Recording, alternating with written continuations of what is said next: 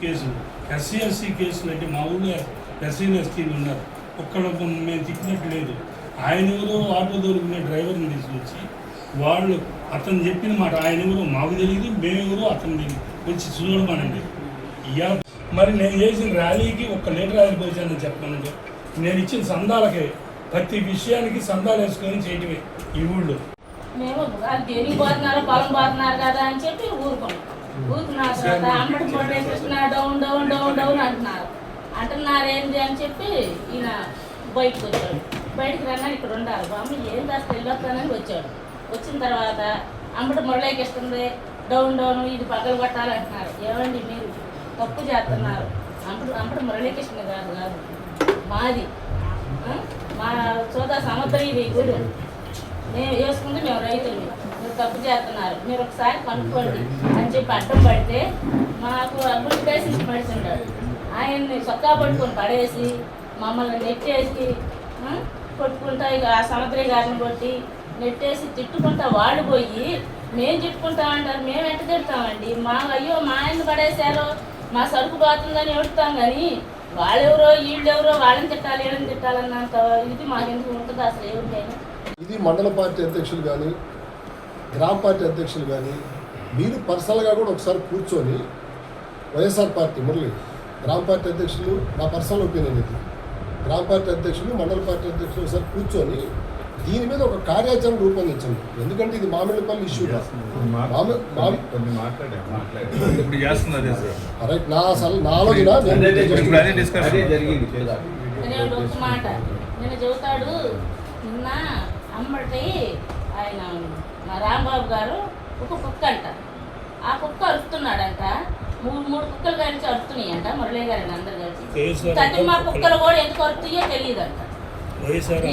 ఈ కాపు కుక్కలే కదా గెలిపించింది, రేపు ఈ కాపు కుక్కలే కరుతాయి కుక్కలు అంట. ఈరోజు గౌరవ మాజీ ముఖ్యమంత్రి గారు జగన్మోహన్ రెడ్డి గారి ఆదేశాల మేరకు నేను మామిళ్ళపల్లి గ్రామం రావడం జరిగింది. ఈరోజు మధ్యాహ్నం కూడా జగన్మోహన్ రెడ్డి గారు మీడియా సమావేశంలో మామిళ్ళపల్లి గ్రామానికి సంబంధించి 4 నిమిషాలు ప్రజలకు అర్థమయ్యే విధంగా ఇక్కడ తెలుగుదేశం పార్టీ ధూళిపాళి నరేంద్ర గారు, చంద్రబాబు నాయుడు గారు ఏ విధంగా మహిళల పట్ల రైతుల పట్ల అమానుషంగా ప్రవర్తించారనే విషయాన్ని రాష్ట్ర వ్యాప్తంగా ప్రజలు కూడా ఆయన చాలా చక్కగా అర్థమయ్యే విధంగా చెప్పడం కూడా జరిగింది. ఇవాళ జగన్మోహన్ రెడ్డి గారు అంబటి మురళి గారితో చెప్పిన మాటలు ఏంటంటే, అలా రాజకీయ పార్టీలు కాసేపు పక్కన పెట్టాలి, సమస్య రైతులది మహిళలది. ఎవరి ఓట్లతో అయితే అక్కడ అధికారంలోకి వచ్చినటువంటి ధూళిపాళి నరేంద్ర తన యొక్క విచక్షణ మర్చిపోయి తన రాజకీయ స్వార్థం కోసం మహిళల పట్ల ఆ విధంగా పోలీసులను అడ్డం పెట్టి, రెవెన్యూ డిపార్ట్మెంట్ అడ్డం పెట్టి ఆ విధంగా చేయటం అనేది మాత్రం క్షమించడానికి నేరం. ఈ విషయంలో మీరు హ్యూమన్ రైట్స్ కమిషన్కి వాళ్ళని ఎవరెవరైతే బాధ పెట్టినటువంటి పోలీసు అధికారులు, రెవెన్యూ వాళ్ళు, ఇంకా తెలుగుదేశం పార్టీకి సంబంధించినటువంటి నాయకులు ఇక్కడ ఎవరెవరైతే వచ్చి దురాగతం చేసి వాళ్ళని ఇబ్బందులు పెట్టారో అవన్నీ కూడా ఆన్ పేపర్ పెట్టి ఎస్పీ గారికి ఒక కంప్లైంట్ ఇవ్వండి. తర్వాత మీరు ఢిల్లీ వెళ్ళండి. ఢిల్లీలో కూడా మన ఎంపీలందరూ కూడా మీకు సహకరిస్తారు. వాళ్ళందరూ కూడా నేను చెప్తాను. ఈ మహిళలందరూ కూడా తీసుకెళ్ళి ఇక్కడ తెలుగుదేశం ప్రభుత్వం చంద్రబాబు నాయుడు గారి నాయకత్వంలో స్థానిక ఎమ్మెల్యేలు ఏ విధంగా రైతులు దోచుకుంటున్నారనే విషయాలను కూడా ప్రశ్నిస్తున్నటువంటి పార్టీ వాళ్ళని కావచ్చు, రైతులు కావచ్చు, ఏ విధంగా ఇబ్బందులు పెడుతున్నారనే విషయాలు కూడా హ్యూమన్ రైట్స్ కమిషన్ కూడా మీరు తెలియపరచండి అని చెప్పి జగన్మోహన్ రెడ్డి గారు చెప్పడం జరిగింది. ఆయన ఆలోచనల మేరకు మేము ఇక్కడికి రావటం, గతంలో కూడా 7 సమన్వయకర్తలు వచ్చాము. వచ్చిన తర్వాత కూడా వాళ్ళ ఆలోచన వైఖరి మార్చుకోకుండా ఎక్కడైతే గోడౌన్లో మొక్కజొన్న ధాన్యం ఉందో ఆ ధాన్యం పాడైపోయేటువంటి పరిస్థితి స్పష్టంగా కనపడతా ఉంది. అప్పులు తీసుకొచ్చాము, ఈ అప్పులు వడ్డీలు పెరుగుతూ ఉన్నాయి. మా కుటుంబాలు ఎలా జరగాలి, మేము అసలుకే పొలాలు కూడా కౌలు తీసుకొచ్చుకొని నడుస్తున్నటువంటి పరిస్థితులు, వీటన్నిటినీ దృష్టిలో పెట్టుకోకుండా వాళ్ళ రాజకీయ కక్షలు ఏదంటే వేరే రకంగా చూసుకోవాలి, కానీ మా మీద ఈ విధంగా చేయటం ఏంటని చెప్పని మహిళలు, రైతులు అందరూ కూడా బుక్కబడుతున్న పరిస్థితుల్లో ఇప్పటికీ కూడా అధికార పార్టీకి ఇంకా మనసు కరగలేదు. ఆ గోడౌన్ తాళాలు తీయకపోవటం అనేది వాళ్ళ పతనానికి నాంది అని స్పష్టంగా చెప్పదలుచుకున్నాను. జగన్మోహన్ రెడ్డి గారి ఆదేశాల మేరకు మొక్కజొన్న రైతుల పరామర్శ నిమిత్తం తాడికొండ నియోజకవర్గ వైఎస్ఆర్ కాంగ్రెస్ పార్టీ సమన్వయకర్త సోదరుడు డైమండ్ బాబు రావడం జరిగింది. రైతులందరితో జరిగిన విషయాలు తెలుసుకుని వారు తమ సంఘీభావాన్ని తెలియజేసినందుకు వారికి నా కృతజ్ఞతలు తెలియజేస్తా ఉన్నాను.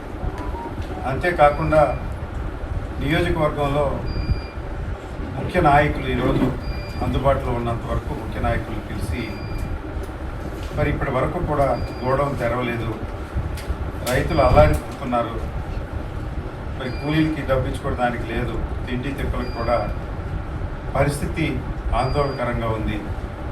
అంతేకాకుండా గ్రామంలో ఇప్పటికే క్యాష్ ఫ్లో సమస్య ఉంది, అప్పించేవాడు కూడా లేడు.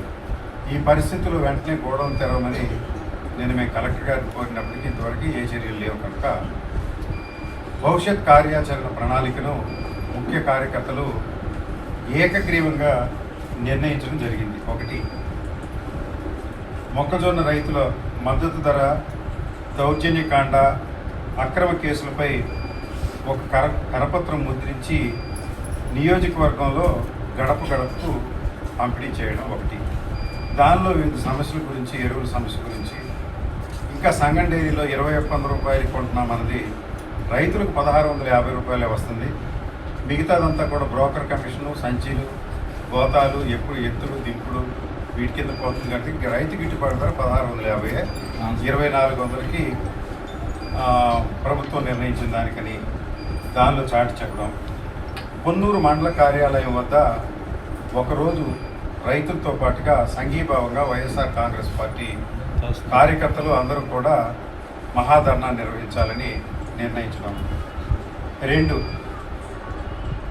అప్పటికీ కూడా ప్రభుత్వం దిగిరాకపోతే జిల్లా కార్యాలయం వద్ద తిరిగి మళ్ళా ఇంకొక ధర్నా నిర్వహించాలనేది ఒక ప్రపోజల్ వచ్చింది. దానికి కూడా జిల్లా నాయకత్వంతో వివిధ నియోజకవర్గ సమన్వయకర్తలతో మాట్లాడి నిర్ణయం తీసుకోవడం జరుగుతుంది.